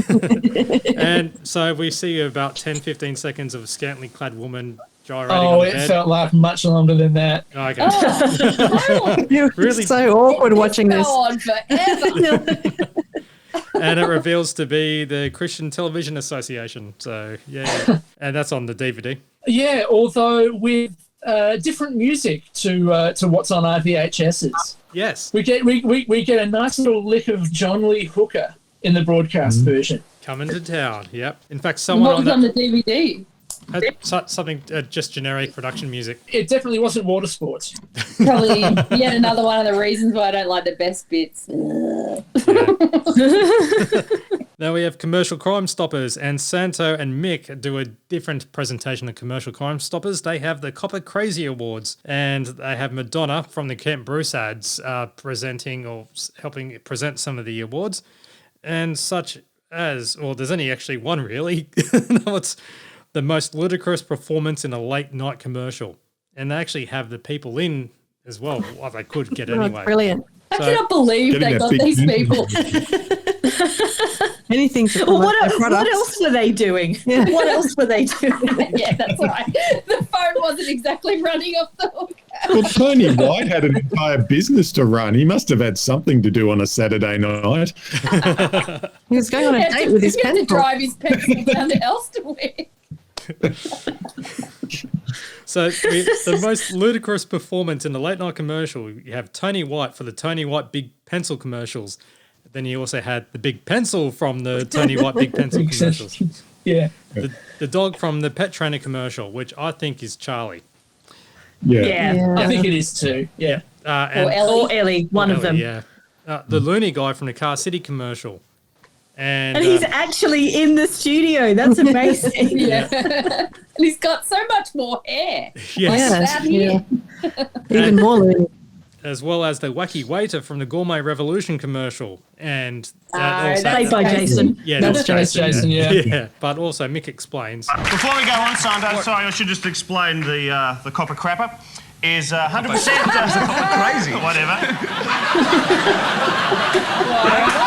The copper looks like it was made by a copper crapper, but Shut up.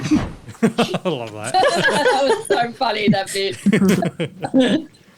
And they do reveal the winner, and that is Ted Whitten in the Motorola commercial. Well, thanks, fellas. I'd like to thank Nick and Santo for this tremendous honour. Because when it comes to crappy late-night advertising, I know they mean business.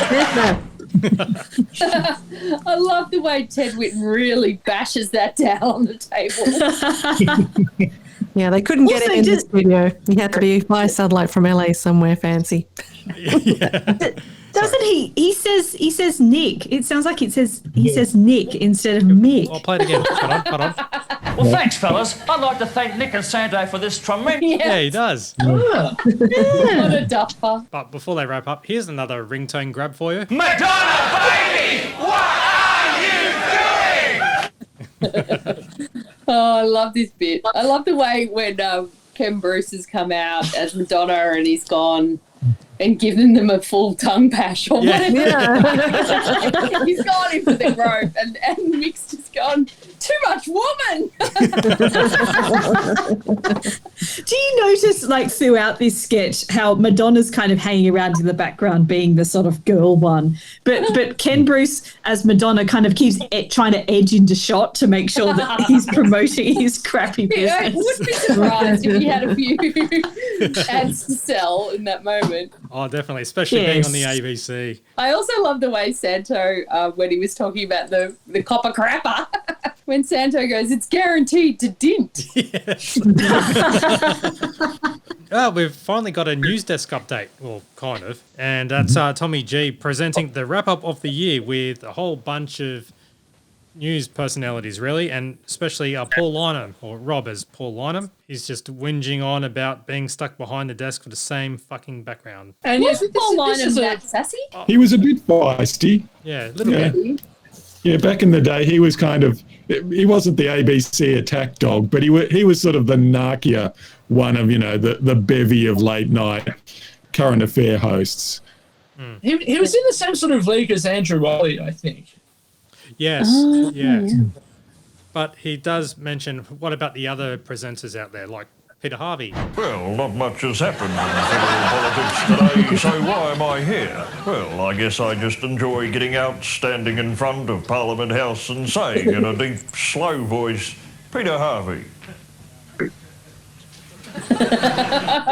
This is a perfect example of what they're talking about in the Green Guide article, where there was no sort of biting political satire in here. It was just about you know, Paul Arnhem resenting being stuck behind the desk and, you know, mapping off on the other news presenters, you know, saying, you know, why don't they force feed Laurie Oakes, for instance? Yeah. Or, you know, why does Jim Whaley get 2 shows? Got a cut that can count. That's 2 shows I have. The deep Has he said baritone. it? Matt, has he said it yet? There we go. Hey. It felt to me like this was like Tommy G had spent, you know, 20 weeks watching all the news for clips and had built up this sort of knowledge or awareness of the various hosts and just decided to get it out in a sketch. Yeah. And then put the boot into keynotes and Richard Wilkins again. Yeah. Yes. I do just want to mention Tony Martin as Peter Harvey in this. I know it's a classic sort of vocal gag, but he also looks hilarious. Like he's got these weird bug eyes. Yeah. French coat on. And it's just one of those ones where Tony is visually hilarious. Yeah. Now we have a commercial, which this one, it's just more or less a piss take of Singo. That's a beer drinking bloke.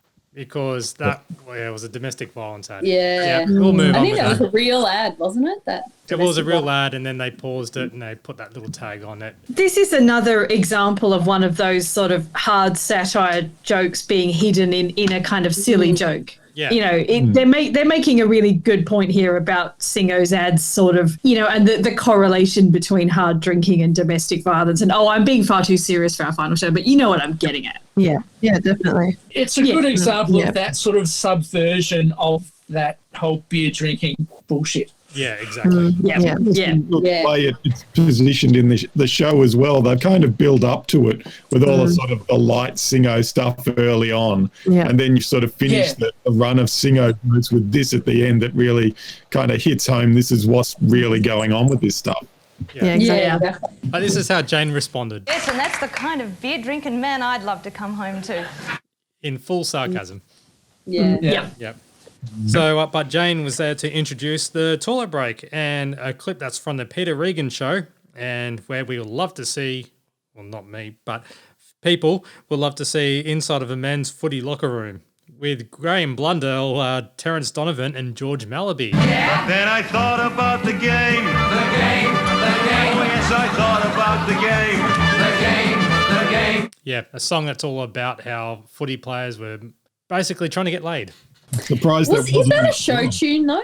Is that a classic? Oh, it's very Broadway, isn't it? Yeah. It's from a show called Damn Yankees. I knew you would know, Daniel. And unfortunately, that's all I know, because I didn't look up what the show was about at all. I mean, I was too distracted by the sight of Graham Blundell in a towel, which is considerably more than he wore during his album Purple Days. Indeed. Look, the only other thing to mention is that if people were worried about the homoeroticism in the olden days, then they haven't seen this toilet break. No. I have to say it was the least erotic thing I've seen in the entire Late Show. So. Yeah.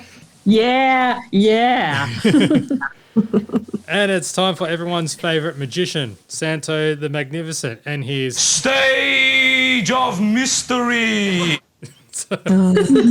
And I'm not going to break all this down because everyone knows this off by heart. It's in the DVDs, and it is an undisputed loose classic. Yeah. Yeah. So he likes to bring on a volunteer, Mick. I love how the Sting is the star of that sketch. My favourite joke out of the entire thing, because it's so subtle, but is this one. Ladies and gentlemen, do you believe in mental telepathy? No, I hear you think. But also, what is your name? Mick. He speaks.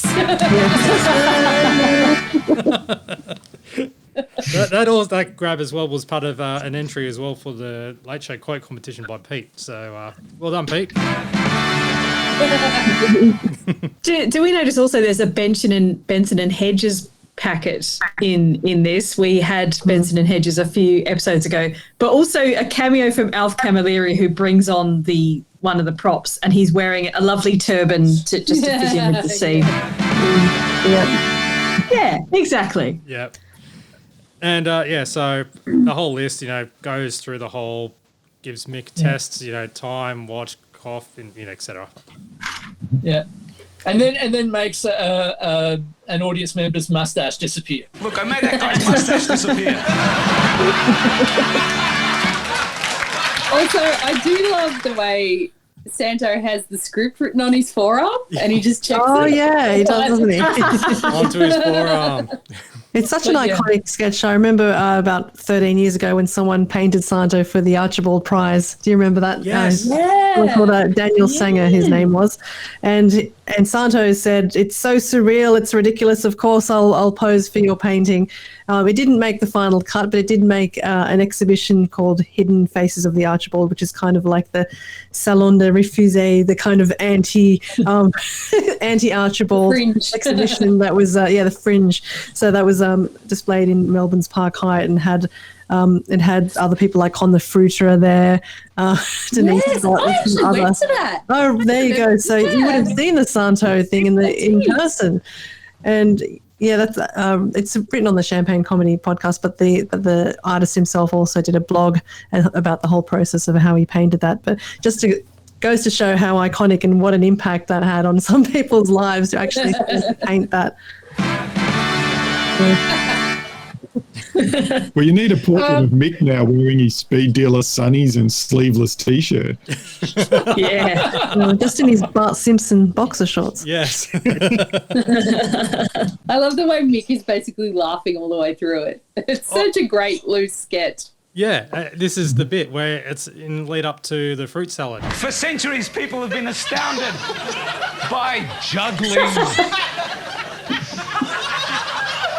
Tonight, I will juggle 8 different fruits. 8 different fruits. Mick, pass me the fruit salad. It's so lovingly loose, and I think also because this is coming up the back end of the episode, it's a good placement for it. Having these two loose sketches together. Santa the Magnificent and Graham and the Colonel in close proximity. I just had one final point, which is I'm interested in the origins of this sketch because it looks like the kind of sketch you would do in a comedy club. It's got that loose feel. They've obviously done it a few times before, and I just wondered if anyone out there knows if they ever saw it live or knows the origins of that sketch. It'd be really interesting to find out. Time for Piss Week Air World, and we have the experience of the thrill of flight, an aviation museum, and a whole bunch of other things like climbing a flight simulator. Feel what it's like to be in a genuine biplane. And there's heaps of them. So This is such a nerdy Piss Week world. It's like I don't understand what you're on about. It's only if you're an aviation nerd, I think. It's like. I quite like the air show spectacular, which is just them chucking a load of paper planes. Yes. So that was fantastic. But it's all the standard gags you'd expect from this kind of thing. Like, the flight simulator is an office chair with wings, and the airport trolley is just a suitcase in a shopping trolley. And so, it's really super, super Piss Week. Oh, the kite just slams into some kid's face. I like the fact you have to pay departure tax. Yeah, $25 departure tax and the entry fee is like 50 cents or something. Yeah. And it's time for the final Graham and the Colonel for season 1. You have Graham, but who's the other person? I'm the Colonel. Oh yes, you mightn't recognise me. Just because I've got dimples doesn't mean a thing. Yeah, Philip Brady is back. Yeah, and it was sort of delightful, but also super awkward. Oh, he knew he was kind of superfluous. And then one time he did jump in, Rob was like, yeah, I can see why he didn't jump in. Oh, I'm sorry, you're going to have to sit there where our work experience kid sits. Would have got away. Excuse me, that is the Colonel's those meddling kids. Unbelievable. The line didn't work earlier tonight, either. We'll have the chance to give it a few runs later on. I also love that the dun-da-da from the Santa the Magnificent carries on into this sketch. They talk about a lot of cricket in this one, which there's a lot of cricket jokes, which have gone directly over my head. As they describe more, I kind of worked that out. Zing! Oh, good one, Graham.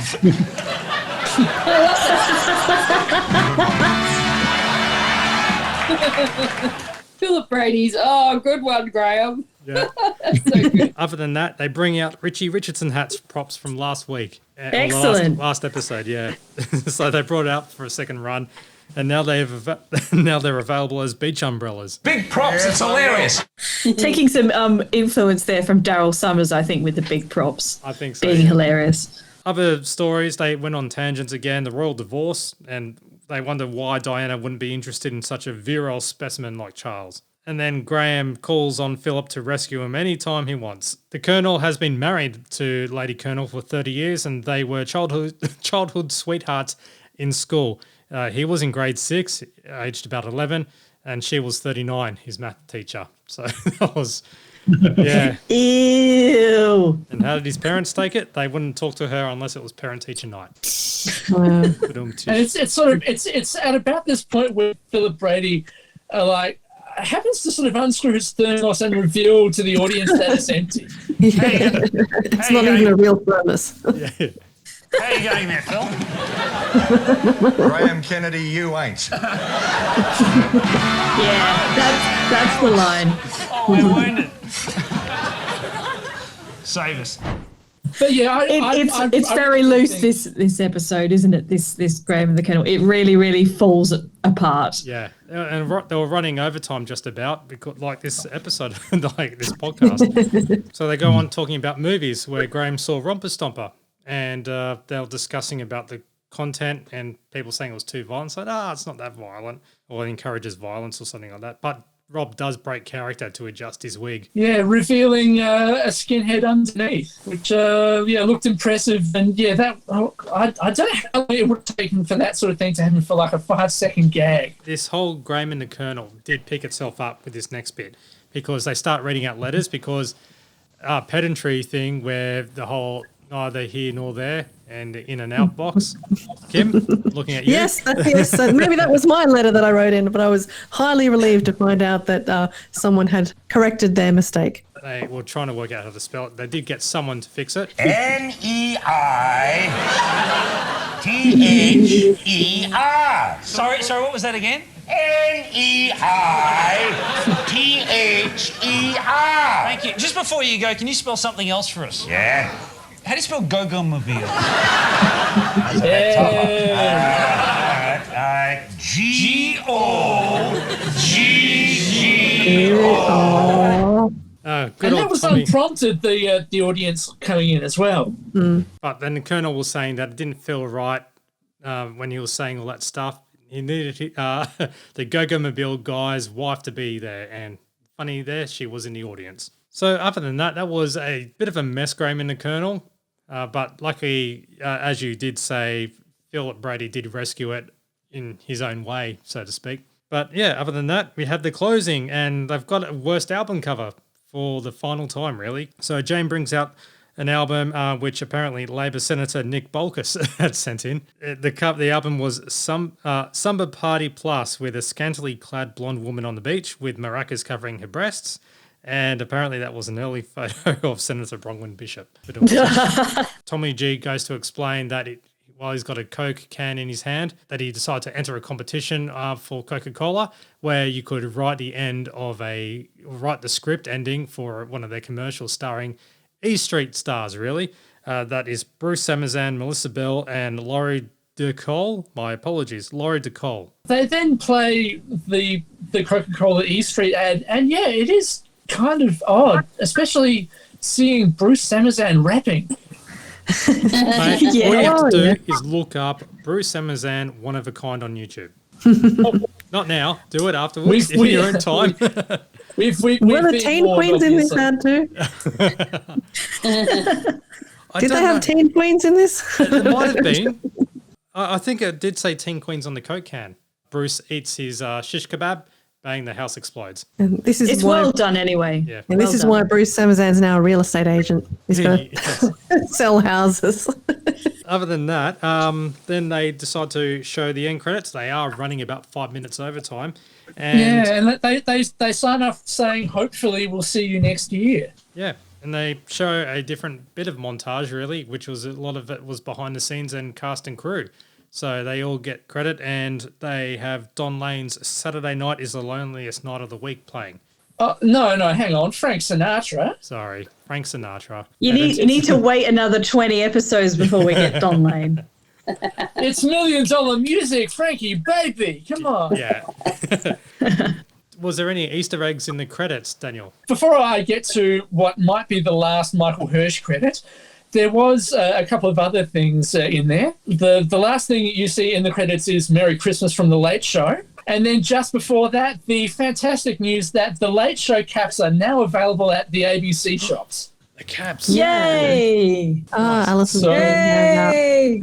So they must have had heaps of letters coming and faxes probably at that time of the decade as well. Yeah, Michael Hirsch gets I think it's the quintessential credit.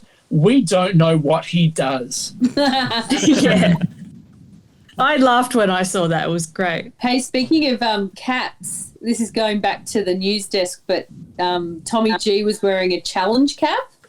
And it reminded me that, do you guys know Challenge, the charity for kids with cancer? So Tommy G works for that charity, or used to. And it reminded me that in year 11, we used to fundraise for Challenge, and we used to sell these little badges of Luke the Duck. And that meant that we could get these little newsletters from the charity, and Tommy G was often in the newsletter. Oh, that's pretty like, cool. wow. Yeah. I was like, oh. Well, that wraps up our season 1, episode 20 of The Late Show. And now, we're going to go into season 2 down the track.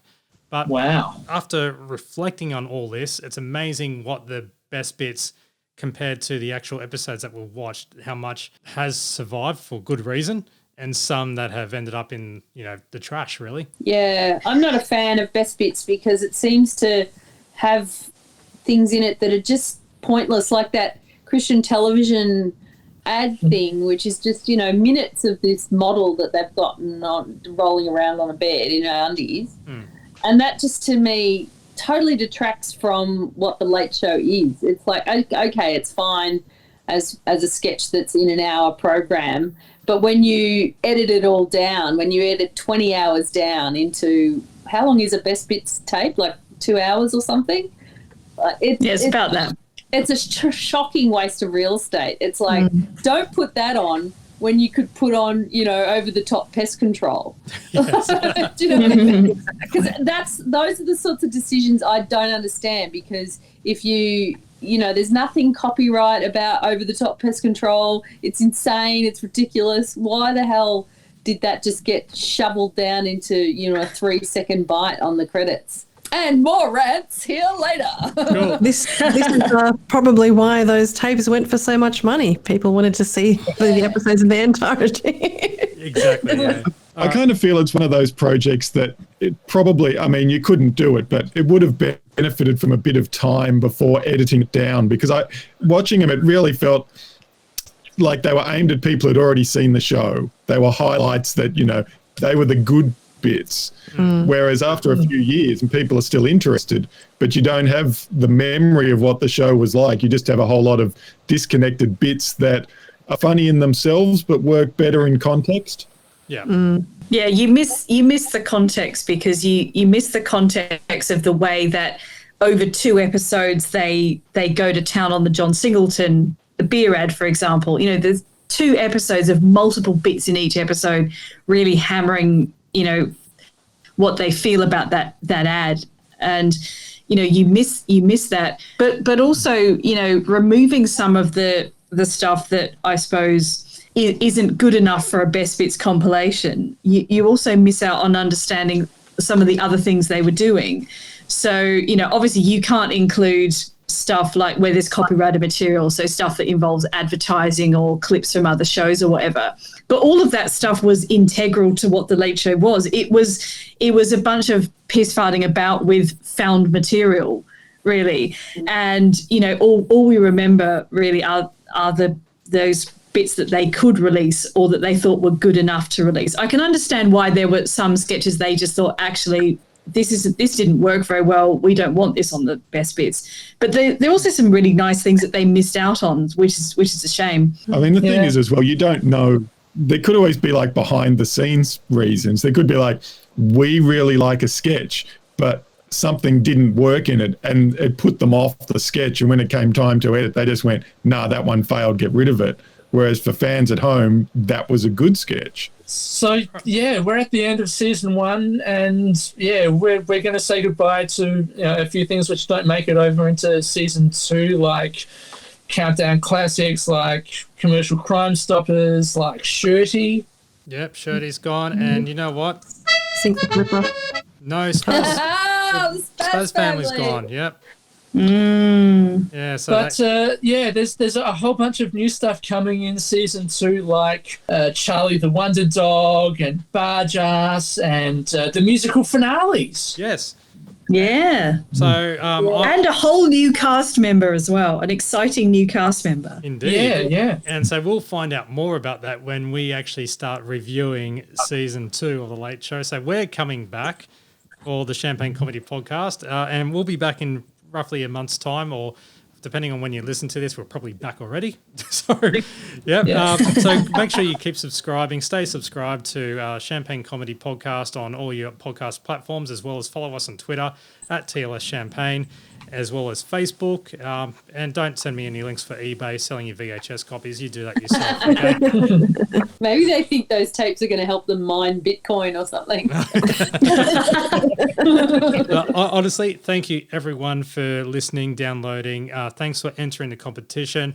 Congratulations, Daniel. You'll get your prize back. I'll contact you personally. And yeah, thank you so much. Alison, Daniel, Kim, Prue, and Tony, thank you so much for wasting your precious time on this project, really, that started out as a Corona, what do we do type lockdown thing. And yeah, this is what's come to. And we've got some dedicated listeners out there. So thank you so much, guys and girls. I wouldn't want to waste my time with any other people but you. Yeah.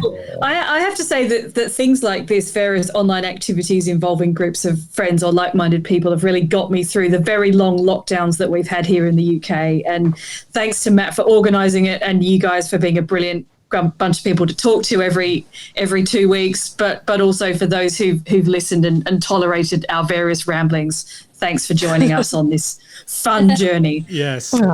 Well said. And thank you, Kim, as well. If it wasn't for you creating champagnecomedy.com, we wouldn't be here. Exactly. Wow. See, 1996, it's paid off. Yeah, I found the archive of the original GeoCities page somewhere. I shall send you the link. GeoCities. Wow. Oh, man. All right. Cool. All right. Well, I guess we'll just wrap that up now. So, again, thank you so much for listening. Thanks for all the Warnickies, Fidgens, and Olivers out there. So, we've taken it on board. And yet you're still listening. So, thank you very much. My name's Matt, and this has been the Champagne Comedy Podcast. Catch you next time. See ya. See you for series 2. Bye.